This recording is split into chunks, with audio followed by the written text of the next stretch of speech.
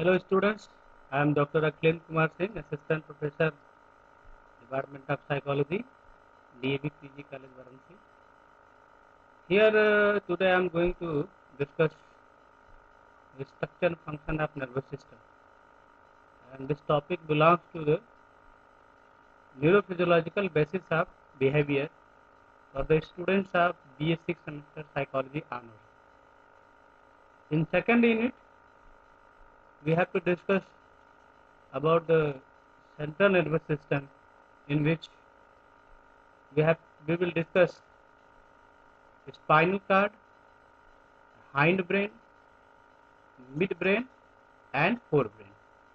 And another unit which is related to nervous system, that is unit third, where we have to discuss about the uh, peripheral nervous system, in which we have to discuss about cranial nerve, spinal nerve, and autonomic nervous system. So today here I am going to discuss about the structure and function of nervous system, uh, in which I will discuss about the certain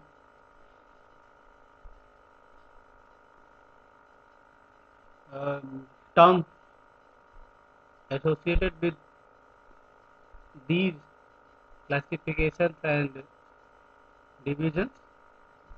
So first we have to see uh, what are the terms, related terms.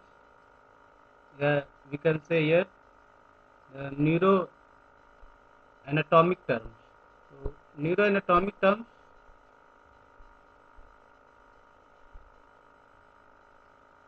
first term generally used in biopsychology, that is neuroaxis, neuroxis.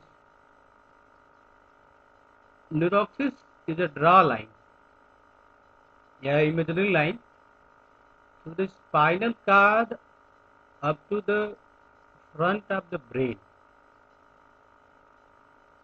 न्यूरोक्सिस जो होती है, ये spinal cord से होते हुए brain तक जाने वाली एक इमेजिनरी लाइन है, और इसी इमेजिनरी लाइन के जो है करस्पॉन्डिंग हम ब्रेन के जो अदर स्ट्रक्चर्स हैं उनको जानने समझने का प्रयास करते हैं। अब हम न्यूरोटॉनिकल डायरेक्शंस के लिए यूज होने वाले जो टर्म्स हैं उनको समझने का प्रयास करेंगे, जिसका इस्तेमाल इस न्यूरोक्सिस के कॉन्टेक्स्ट में किया जाता है। जैसे एंटीरियर, एंटीरियर को हम लोग रोस्टल भी कहते हैं, और एंटीरियर जो है ब्रेन की तरफ टुवर्ड्स ब्रेन हेड या टुवर्ड्स हेड की तरफ जाने वाले जो पार्ट्स होते हैं उनको हम कहते हैं, मतलब जो हेड की तरफ इंडिकेट करते हैं उनको हम एंटीरियर कहते हैं। दूसरा टर्म है पोस्टीरियर। पोस्टीरियर को दूसरा नाम हम लोग कॉडल भी देते हैं, और कॉडल का मतलब होता है टुवर्ड्स टेल, यानी कि जो चीज़ें, जो पोजीशन जो है पूंछ की तरफ होती है, नीचे की तरफ होती है, ठीक है, उसको हम लोग पोस्टीरियर या कॉडल कहते हैं। तीसरा टर्म है वेंट्रल। वेंट्रल को हम लोग इन्फीरियर भी कहते हैं, और इसमें इसका मतलब होता है टुवर्ड्स बेली, यानी कि जो पेट की तरफ जो संरचनाएं होती हैं उसमें हम लोग टुवर्ड्स बेली या इसको वेंट्रल कहते हैं। इसमें जो है चौथा है, उसको डॉर्सल कहते हैं। डॉर्सल को सुपीरियर नाम से भी जाना जाता है, और ये जो है टुवर्ड्स बैक, यानी कि टॉप ऑफ द हेड, यानी कि जो पीठ के साइड होता है उसको हम लोग जो है डॉर्सल कहते हैं।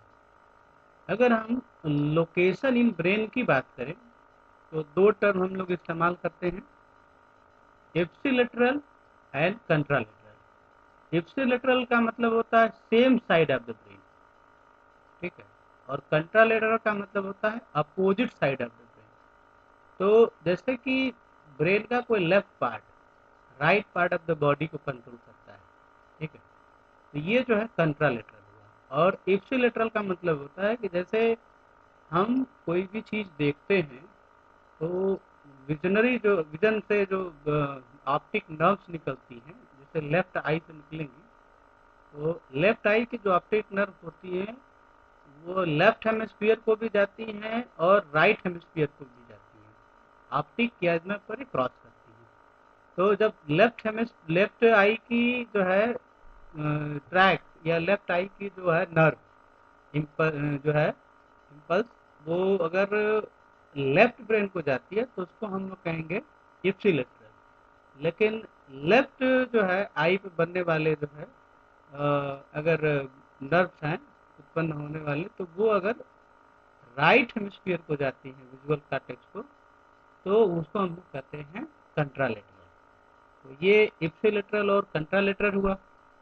अब हम आगे समझते हैं कि प्लान्स ऑफ द सेक्शन, यानी कि ब्रेन का विभाजन कैसे कर सकते हैं, यानी कि उसको किस प्रकार से जो है स्टडी किया जा सकता है।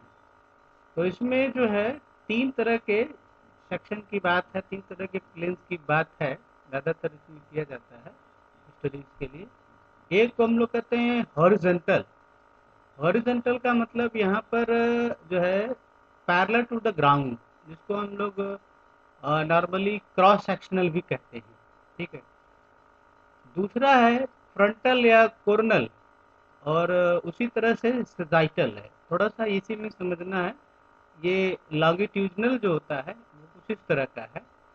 तो जो फ्रंटल होता है ये जो है स्लाइसिंग ब्रेड जिसको कहते हैं, या सलामी, तो ये जो है इसको हम लोग फ्रंटल कहते हैं। फ्रंटल का आप इमेज इस हिसाब से देखें, ये जो है फ्रंटल का प्लेन है, ये यहाँ पर ये फ्रंटल है, और ये जो है नीचे क्रॉस सेक्शनल है। सजाइटल, या इसको दूसरा नाम जो है मिड सजाइटल सेक्शन भी बोलते हैं, ये जो है एक तरह से लेफ्ट और राइट पार्ट को अलग अलग बांटता है, ठीक है। ब्रेन को एक तरह से जैसे कि व्यक्ति को बीच से फाड़ दिया जाए लेफ्ट और राइट में, तो वो जो है जैसे आप यहाँ पर देख सकते हैं ये सजाइटल सेक्शन है। तो ये जो है तीन सेक्शन नॉर्मली हम लोग न्यूरोसाइकोलॉजी में इस्तेमाल करते हैं, और इसी हिसाब से जो है यहाँ पर डिस्कशन होगा। अब अगला हम देखते हैं जनरल लेआउट क्या है नर्वस सिस्टम का। तो जनरल लेआउट में नर्वस सिस्टम को हम लोग दो मेजर भागों में बांट सकते हैं, जिसकी चर्चा हमने सिलेबस के भी माध्यम से की है, कि सेंट्रल नर्वस सिस्टम और पेरिफेरल नर्वस सिस्टम। तो हम लोग जो है सेकेंड यूनिट में सेंट्रल नर्वस सिस्टम की चर्चा करेंगे। और सेंट्रल नर्वस सिस्टम के अंतर्गत दो मेजर डिवीजन है, ब्रेन और स्पाइनल कार्ड। तो ब्रेन मतलब ये जो हमारी जो खोपड़ी है, स्कल, जो हार्ड बोन है, ये सिर, तो इसको जो है हम लोग कहते हैं, सबसे ऊपर जो होता है हेयर, हेयर के नीचे स्काल्प होती है। स्काल्प मतलब जो स्किन है उसके नीचे हेड खोपड़ी होती है जिसको स्कल कहते हैं, और ब्रेन उसके अंदर अवस्थित एक चेरी लाइक स्ट्रक्चर है। उसके बाद दूसरा जो है सेंट्रल नर्वस सिस्टम में जो डिवीजन है उसको हम लोग कहते हैं स्पाइनल कार्ड। और स्पाइनल कार्ड जो है ये स्पाइन में अवस्थित होता है।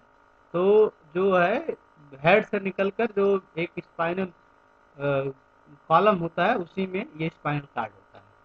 ये भी एक तरह से हार्ड होता है। स्पाइनल कार्ड जो है जो जिसके अंदर होता है वो भी बोनी स्ट्रक्चर है। हम इसमें नर्वस सिस्टम में जो जनरल लेआउट है उसमें दूसरा डिवीजन है वो है पेरिफेरल नर्वस सिस्टम, इसको हम लोग पीएनएस कहते हैं। पीएनएस के बारे में है कि located outside of the skull and spine, वो स्कल और स्पाइन को छोड़कर बाहर के जो है पोर्शन पर जो है पेरिफेरल नर्वस सिस्टम होता है, ठीक है। और serve to bring information into the CNS and carry signal out of CNS. ये जो है सेंट्रल नर्वस सिस्टम को सूचनाएं भेजता है, और सेंट्रल नर्वस सिस्टम से सूचनाएं रिसीव कर कर और जगह पर ले जाता है।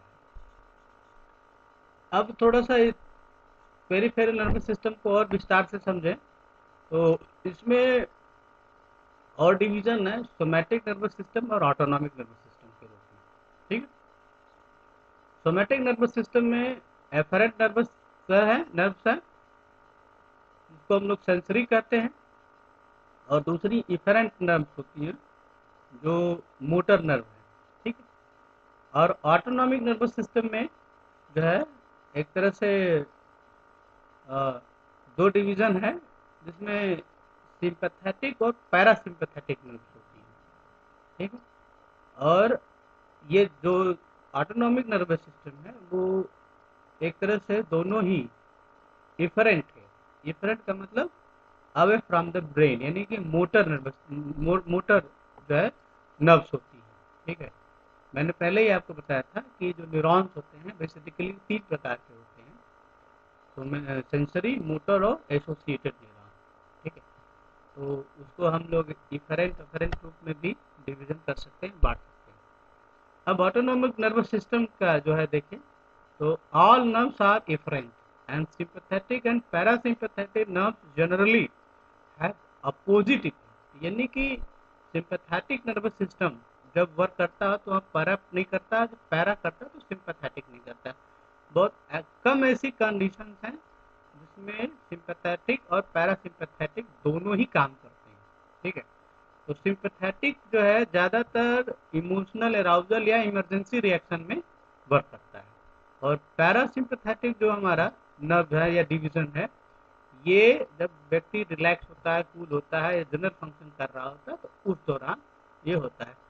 अब एक ही बॉडी पार्ट्स के लिए अलग अलग समय पर ये सिंपैथेटिक और पैरासिम्पैथेटिक जो है और डिवीजन काम कर सकता है।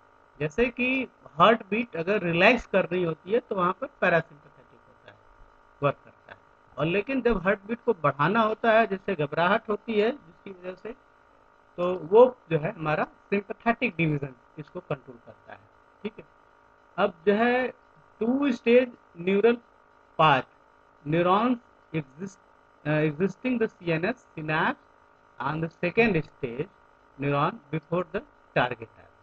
तो ये जो है पैरासिम्पैथेटिक नर्वस सिस्टम के अंतर्गत ये है कि ये इसका जो न्यूरल पाथ है वो 2 स्टेजेज में जो है होता है। एक सीएनएस से जो है जाता है सिनेप्स के रूप में, और दूसरा होता है कि वहाँ से जो है टारगेट आर्गन हो जाता है। तो 2 रूप में हम इसको देख सकते हैं। अब ये जो है यही डिवीजन जिसकी हम बात कर रहे थे ऑटोनॉमिक नर्वस सिस्टम में, सिंपैथेटिक और पैरासिम्पैथेटिक की, कि जो है जैसे सिंपैथेटिक डिवीजन के अंतर्गत थोड़ा सा लंबर है, और पैरासिम्पैथेटिक में जो है उसको क्रेनियोसैक्रल। तो ये थोरेसिक और लंबर सिंपैथेटिक डिवीजन में है, और क्रैनियल और सैक्रल ये पैरासिम्पैथेटिक डिवीजन है। ये सब जो है अलग अलग पार्ट्स हैं, और आप देख सकते हैं कि जो है सिंपैथेटिक को फाइट और फ्लाइट लिखा हुआ है, और पैरासिम्पैथेटिक के लिए है रेस्ट एंड रिस्टोर। ठीक है, जब नॉर्मल व्यक्ति फंक्शन कर रहा होता है। Second stage neurons are far from the target organ sympathetic के लिए, and second stage neuron are near the target organ.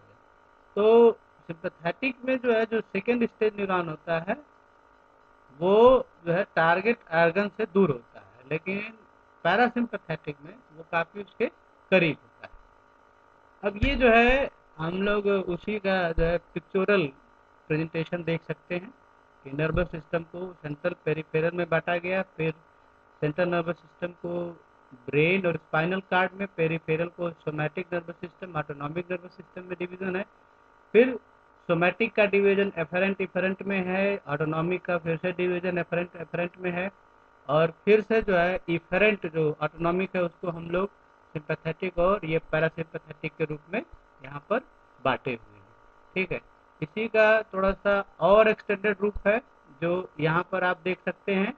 तो इसमें जो है यहाँ पर उसी तरह से है कि नर्वस सिस्टम को पेरिफेरल और सेंट्रल नर्वस सिस्टम में है, और यहाँ पेरिफेरल को ऑटोनॉमिक और सोमैटिक में है, फिर ऑटोनॉमिक को सिंपैथेटिक और पैरासिम्पैथेटिक में है, यहाँ पर मेन फोकस जो है ब्रेन का को लेके, सेंट्रल नर्वस सिस्टम को, पिछले वाले में पेरिफेरल को लेके था।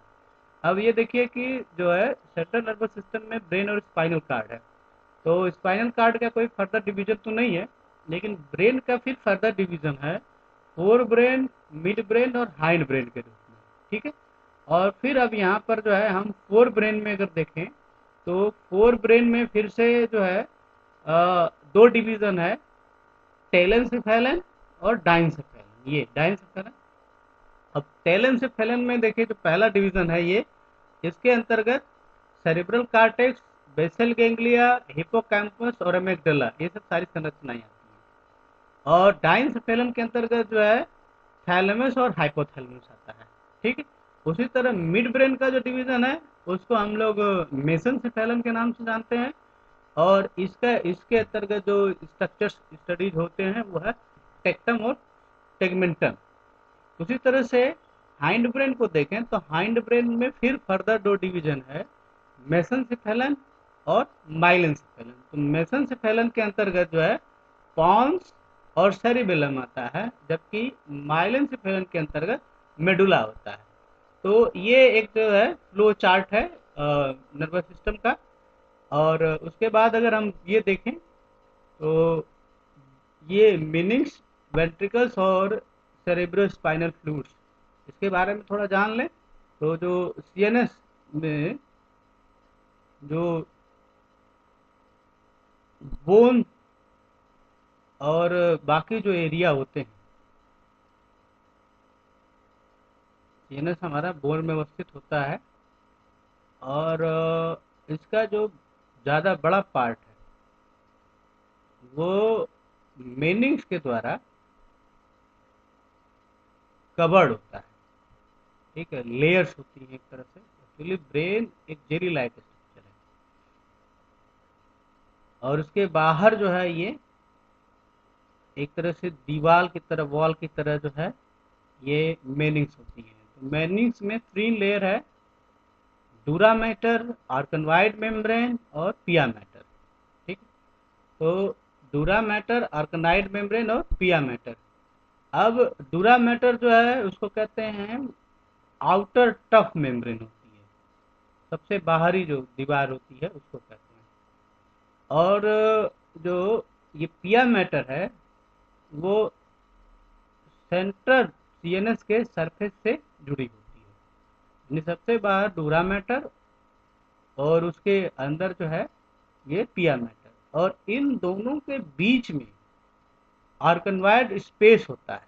ठीक है। और वही जो है आर्कनाइड मेम्ब्रेन होती है जो डूरा मैटर और पिया मैटर के बीच में वेव लाइक स्ट्रक्चर होता है। ठीक है।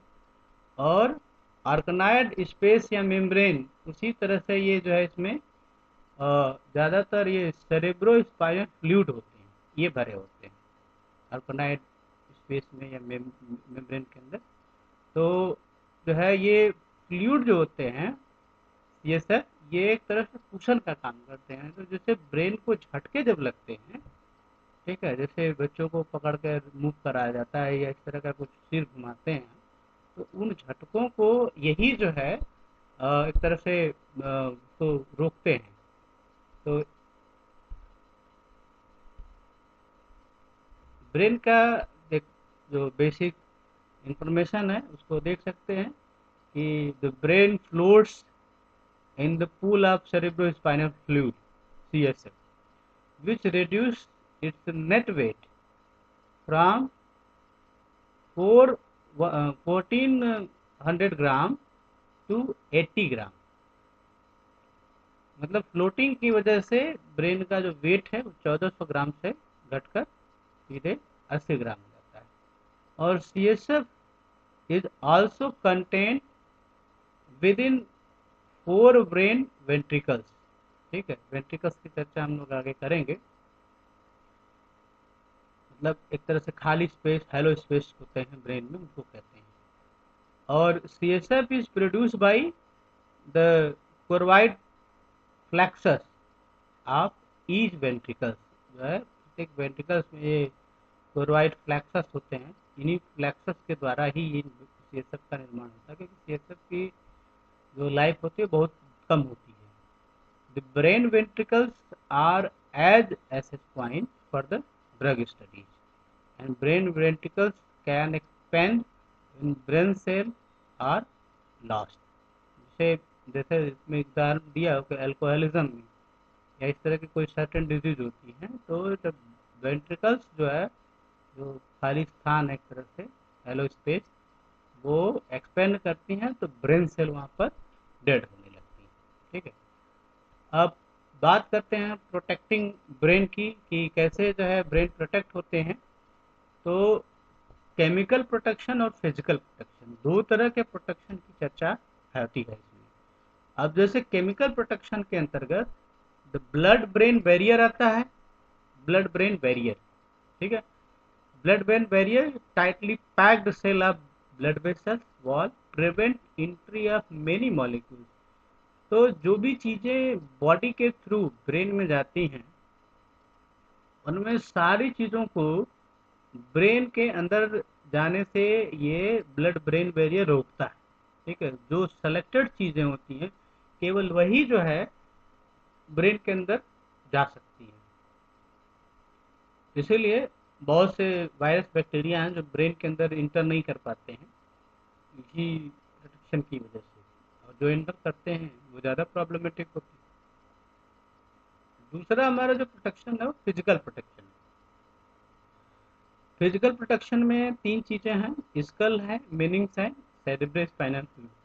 तो हमने भी इन तीन चीज़ों की चर्चा की है कि स्कल सबसे बाहरी जो है बोनी लाइक स्ट्रक्चर होता है, जिसकी वजह से हमारा ये ब्रेन प्रोटेक्ट होता है।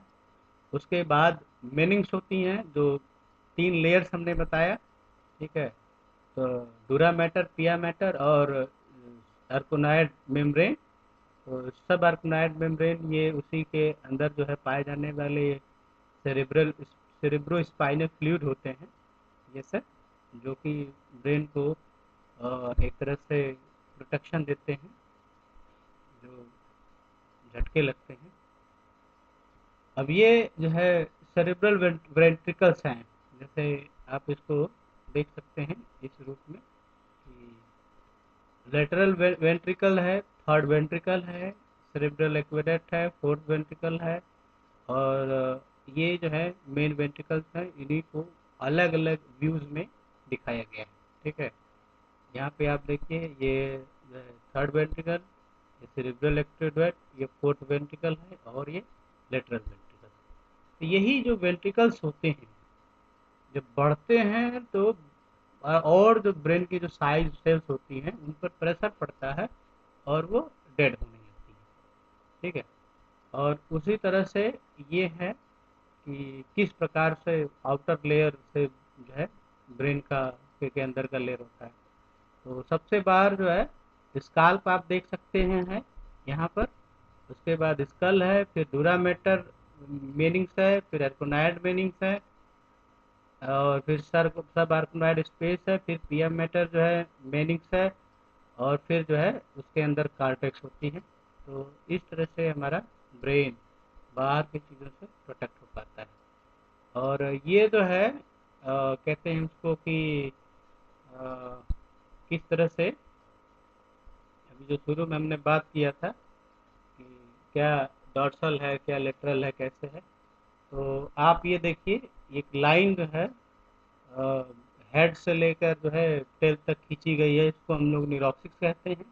ठीक है, ये आगे की तरफ एंटीरियर या रोस्टल है ये, फिर ये डार्सल है, डार्सल का पोर्शन है, वेंट्रल का पीठ की तरफ है, ये कॉर्डल या पोस्टीरियर है, ये लेटरल और मीडियल होता है। ठीक है, तो लेटरल की तीर देखें एरो बाहर की तरफ जा रही है, और मीडियल की जो एरो है वो अंदर की तरफ है। ठीक है, तो कोई पोर्शन अगर अंदर की तरफ इंडिकेट करता है, ठीक है, तो वो लेटरल है, और बाहर की तरफ है यानी कि जो है इस न्यूरोकिस से बाहर की तरफ जा रहा है, तो उसको हम लोग मीडियल है। ये यही चीज़ इंसान का है और ये एनिमल्स का है, ये कैसे कैसे डिफर करता है। अब अगर हम उसी को न्यूरोनाटॉमिकल डायरेक्शंस को यहाँ पर देखें, तो in humans the spinal cord is bent, the top of the head dorsal are superior, back dorsal, medial जो पोजीशन है टुवर्ड्स मिडिल, और लेटरल पोजीशन को हम लोग टुवर्ड्स साइड करते हैं। प्रॉक्सिमल का मतलब होता है क्लोज, कोई बहुत जो है क्लोज संरचनाएं होती हैं, जैसे थैलमस हाइपोथैलमस इस तरह का। और डिस्टल का मतलब फार, मतलब कितना एक दूसरे से अगर दूर है, ठीक है।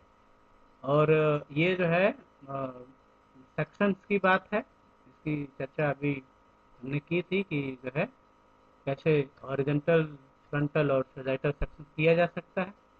अब हम इसमें स्पाइनल कार्ड को थोड़ा सा देखेंगे कि क्या स्पाइनल कार्ड क्या है। तो spinal cord is a long conical structure approximately as thick as our little finger. तो हमारी ये जो उंगली होती है इतनी जो है ये पतली स्पाइनल कार्ड हमारा होता है। Principal function of spinal cord is to distribute motor fibre to the effector organ of the body. जैसे effector organ of the body क्या है, ग्लैंड्स और मसल है। प्रारंभिक जो या मुख्य काम है स्पाइनल कार्ड का कि वो मोटर फाइबर को ग्लैंड और मसल तक पहुंचाता है। और दूसरा काम है collect somatosensory information to be passed on to the brain. तो जो भी सोमेटोसेंसरी मतलब जो बॉडी के और पार्ट्स हैं उनसे जो इंफॉर्मेशन हैं, सेंसरी इंफॉर्मेशन, जैसे कि आँख से, कान से, नाक से, तो ज़्यादातर जो बॉडी पार्ट्स की हम बात कर रहे हैं यहाँ पर, ठीक है। तो आँख में भी जो है सेंसरी होती है, लेकिन आँख और कान का अलग सिस्टम है। लेकिन जैसे टच संवेदना है, कोई टच होती है कोई चीज़, तो उसको जो है स्पाइनल कार्ड से होते हुए वो सूचना जो है आपके ब्रेन तक पहुँचती है, ठीक है। और भी है, जैसे जैसे नोसिसेप्टर्स होते हैं, पेट के अंदर दर्द है, इस तरह की चीज़ें होती हैं। The spinal card also has certain degree of autonomy. Certain degree of autonomy का मतलब होता है कि बहुत से ऐसे कार्य होते हैं जिसको स्पाइनल कार्ड खुद से कंट्रोल कर सकता है। जैसे रिफ्लेक्सेस होते हैं, ठीक है। Reflexive control circuits are located here. इसकी वजह से रिफ्लेक्सेस को स्पाइनल कार्ड खुद से नियंत्रित कर पाता है। जैसे बहुत से रिफ्लेक्सेस, जैसे आप देखते हैं क्रिकेट में कोई बहुत करीब खड़ा होकर कैच पकड़ता है, तो वो डिसीजन लेने की इतनी उसमें जो है टाइम नहीं होता है, वो फ्रैक्शन ऑफ सेकंड में सारा कुछ हो जाता है। इसीलिए देखते हैं कि स्पोर्ट्स में जिनके रिफ्लेक्स कम होने लगते हैं उनको कहा जाता है कि अब वो जो है रिटायरमेंट ले ले, संन्यास ले ले, इस तरह की चीज़ें देखने को आती हैं। अब spinal cord is protected by the vertebral column, which is composed of 24 individual vertebrae of cervical, जिसको नेक कहते हैं, thoracic चेस्ट रीजन से रिलेटेड है, लंबर जो लोअर बैक का है reason, and the fused vertebrae that make up a sacral and occipital portion। तो sacral occipital सबसे लास्ट वाला जो कॉलम होता है, और जिसको हम लोग पेल्विक रीजन कहते हैं, उसमें सेक्रल और ओसिजियल जो है कॉलम्स होते हैं। और spinal cord pass through a hole in each of the vertebrae, the spinal foramens उसको बोलते हैं या फोरामेंस बोलते हैं। The spinal cord is only about 2/3 as long as the vertebral column. जैसे वर्टिब्रल कॉलम होता है उसमें स्पाइनल कार्ड केवल 2/3 होता है। 1/3 जो होता है उसमें जो है उसको कहा था कि the rest of the space is filled by the mass of spinal root composing the cauda equina. तो लास्ट का जो पोर्शन होता है वो काउडा इक्विना से भरा होता है। और ज़्यादातर जो लोअर बैक सर्जरी होती है तो इसी काउडा इक्विना में जो है एनेस्थीसिया दिया जाता है, जिससे सेंसेशन जो है नीचे के लोअर बॉडी पार्ट को रोका जा सकता है, ठीक है। ये है देखिए स्पाइनल कार्ड का स्ट्रक्चर। स्पाइनल कार्ड में देखिए ग्रे मैटर और व्हाइट मैटर दो रूप से दो मुख्य हैं। ग्रे मैटर इसमें इनर कंपोनेंट होता है और इसमें प्राइमरी जो है सेल बॉडी होती है। जो व्हाइट मैटर होता है वो आउटर कंपोनेंट होता है जिसमें माइलिनेटेड एक्सॉन्स पाया जाता है, ठीक है। तो यही जो है स्पाइनल कॉलम का वेंट्रल व्यू है। आप ऊपर से देखिए सर्वाइकल वर्टेब्रे, और उसको ऊपर से नीचे तक है सर्वाइकल, थोरैसिक, लंबर, और लास्ट में जो त्रिकोण की तरह, तिकोने की तरह दिख रहा है पून साइड में, उसको हम लोग सैक्रल और ओसिजियल कहते हैं, ठीक है। तो स्पाइनल जो है फोरमैन, ऊपर देखिए इस लेफ्ट राइट साइड में ये है spinal foreman, spinal cord pass through this opening, और उसी का ये जो है डॉर्सल और वेंट्रल है। तो डॉर्सल जो रूट होता है उससे एफरेंट मतलब जो सेंसरी सूचनाएं हैं वो जो है जाती है, और वेंट्रल का मतलब जो मोटर है इफरेंट मतलब वो वहां से बॉडी पार्ट हो जाती है। ठीक है, माने कि डार्सल रूट से एफरेंट्स जो है सेंसरी सूचनाएं स्पाइनल कार्ड थ्रू ब्रेन को जाती है, और वेंट्रल रूट से जो है इफरेंट या मोटर जो इन्फॉर्मेशन है वो बाहर की तरफ आर्गन या सेक्टर्स की तरफ आती है। ये जो है ये हमारा स्पाइनल कार्ड का वेंट्रल व्यू है। ठीक है, एक तरह से। तो स्पाइनल कार्ड को अगर हम सेक्शन करते हैं तो कैसे ये दिखता है, तो हम इसमें देख सकते हैं कि सबसे ये देखिए स्पाइनल नर्व है, डार्सल रूट है, वेंट्रल रूट है, डार्सल रूट गैंग्लियन है, सबरकोनाइड स्पेस यहाँ पर भी है, व्हाइट मैटर और ग्रे मैटर। तो यहाँ पर आप ग्रे मैटर देखें तितली की तरह एक संरचना बन रही है। ठीक है, और ये पिया मैटर, अर्गनाइड मेम्ब्रेन, डूरा मैटर और वर्टिब्रा, ये हमारा स्पाइनल कार्ड का एक प्रकार से जो है वेंट्रल व्यू है। हम इसका एक जो है क्रॉस सेक्शन देख सकते हैं, क्रॉस सेक्शन ये हमारे स्पाइनल कार्ड का। ठीक है, अब यहाँ पर जो है स्पाइनल कार्ड को आप देखें तो इसमें जो है वेंट्रल और डॉर्सल ऊपर की तरफ है। अब ये जो देख रहे हैं स्पाइनल नर्व यहाँ पर जो है अंदर की तरफ जा रही है वेंट्रल रूट से। ठीक है, और ये है जो है डॉर्सल रूट गैंग्लियन। तो जो है ये यहाँ जो दिख रहा है ये वेंट्रल रूट है, और ये डॉर्सल रूट से ये जो है जहाँ पर जा रही हैं सेंसरी सूचनाएं स्पाइनल कार्ड को जा रही है डार्सल रूट से। और डार्सल रूट की पहचान होती है कि ये जो है थोड़ा सा फूला हुआ है संरचना, इसको हम लोग कहते हैं डार्सल रूट गैंग्लियन। ठीक है, यहाँ बाहर की तरफ व्हाइट मैटर और अंदर की तरफ ये जो है ग्रे मैटर हम देख सकते हैं। ठीक है, ये डार्सल हार्न है, ये यूनिपोलर सेंसरी न्यूरॉन्स हैं जो कि यहाँ पर जो है एक तरह से डार्सल रूट से बॉडी में और स्पाइनल कार्ड में प्रवेश करते हैं। ठीक है, और वेंट्रल रूट से ये सूचनाएं जो है मल्टी मोटर न्यूरॉन के रूप में जो है इफेक्टर से और बॉडी पार्ट को जाती हैं। तो this is the cross section of the spinal card. तो ये जो है स्पाइनल कार्ड का स्ट्रक्चर और फंक्शन क्या है उसको अभी हम लोगों ने देखने समझने का प्रयास किया है। और इसमें बाकी जो चीज़ें हैं उसको हम लोग जो है जो ब्रेन के डिविजन्स हैं उसको नेक्स्ट वीडियो में देखने का प्रयास करेंगे। तो आप इस पर कमेंट ज़रूर करेंगे कि ये प्रेजेंटेशन का जो नया मोड हमने यूज़ किया है वो कितना प्रभावी है आपके लिए। Okay, thank you.